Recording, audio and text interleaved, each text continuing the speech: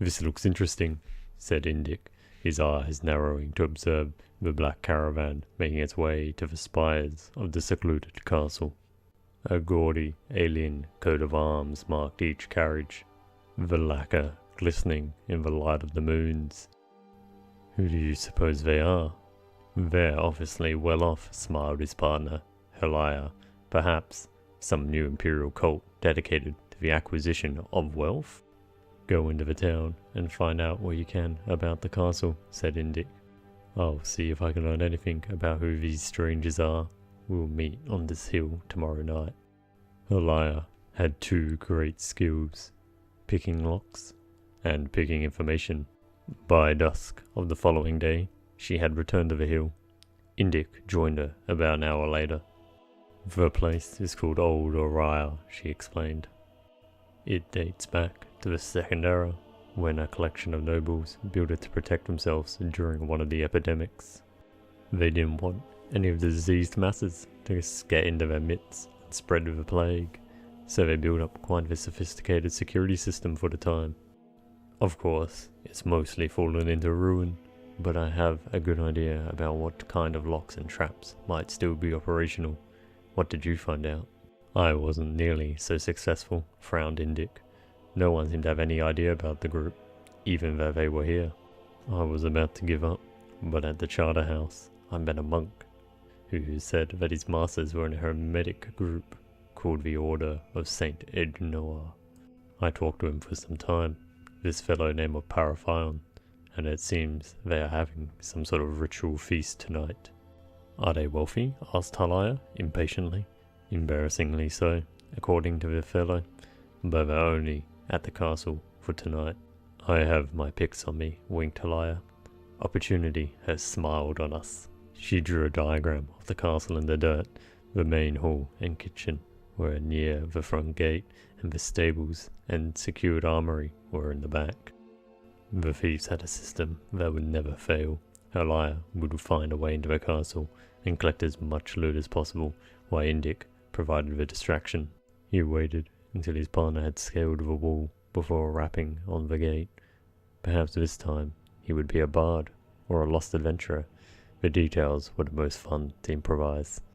Helia heard Indik talking to the woman who came to the gate, but she was too far away to hear the words exchanged. He was evidently successful. A moment later, she heard the door shut. The man had charm, she would give him that. Only a few of the traps and locks of the armory had been set. Undoubtedly, many of the keys had been lost in time. Whatever servants had been in charge of securing the Order's treasures had brought a few new locks to a fix. It took extra time to maneuver the intricate hasps and bolts of the new traps before proceeding to the old but still working systems, but Helia found her heart beating with anticipation. Whatever lay beyond the door, she thought, must be of sufficient value to merit such protection. When the last door swung quietly open, the thief found her avaricious dreams paled to reality. A mountain of gold and treasure, ancient relics glimmering with untapped magicka, weaponry of matchless quality, gemstones the size of a fist, row after row of strange potions, and stacks of valuable documents and scrolls. She was so enthralled by the sight, she did not hear the man behind her approach. "You must be Lady Trest," said the voice as she jumped. He was a monk in a black hooded robe, intricately woven with silver and gold threads. For a moment, she could not speak. This was the sort of encounter that Indik loved, but she could not think to do anything but nod her head with what she had hoped looked like certainty. "I'm afraid I'm a little lost," she stammered. "I can see that," the man laughed. "That's the armory. I'll show you to the dining hall. We were afraid you weren't going to arrive. The feast is nearly over." Helia followed the monk across the courtyard to the double doors leading to the dining hall. A robe, identical to the one he was wearing, hung on a hook outside, and he handed it to her with a knowing smile. She slipped it on. She mimicked him as she lowered the hood over her head and entered the hall. Torches illuminated the figures within around a large table. Each wore the uniform black robe that covered all features, and from the look of things, the feast was over. Empty plates and glasses filled every inch of the wood, with only the faintest spots and dribbles of the food remaining. It was the breaking of a fast, it seemed. For a moment, Halia stopped to think about the poor, lost Lady Terest who had missed her opportunity for gluttony. The only unusual item on the table was its centerpiece, a huge golden hourglass, which was on its last minute's worth of sand. Though each person looked alike, some were sleeping, some were chatting merrily to one another, and one was playing the lute. Indic's lute, she noticed, and then she noticed Indic's ring on the man's finger. Halia was suddenly grateful for the enormity of the hood. Perhaps Indic would not realize that it was she, and that she had blundered.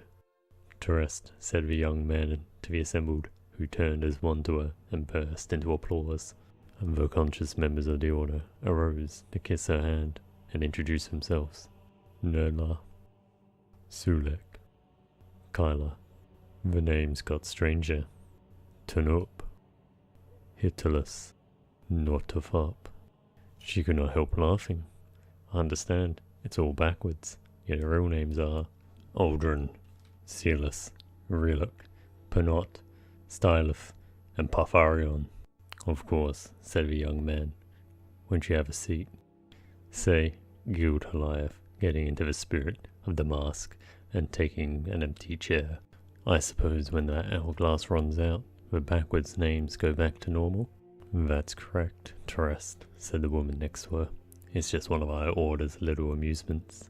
This castle seemed like the appropriate, ironic venue for our feast, devised as it was to shun the plague victims who were, in their way, a walking dead. Halia felt herself lightheaded from the odours of the torches and bumped into the sleeping man next to her. His face fell forward onto the table. Poor Uzruk Tazrif, said a neighbouring man, helping to prop up the body. He's given us so much. Halia stumbled to her feet and began walking uncertainly to the front gate.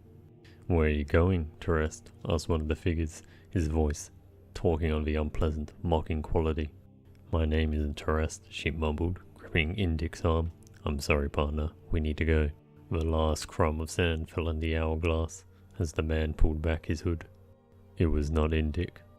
It was not even human, but a stretched grotesquerie of a man, with hungry eyes and a wide mouth filled with tusk-like fangs. Halia fell back into the chair of the figure that they called Uzrok Tarif. His hood fell open, revealing the pallid, bloodless face of Indic. As she began to scream, they fell on her. In her last living moments, Halia finally spelt Terest backwards.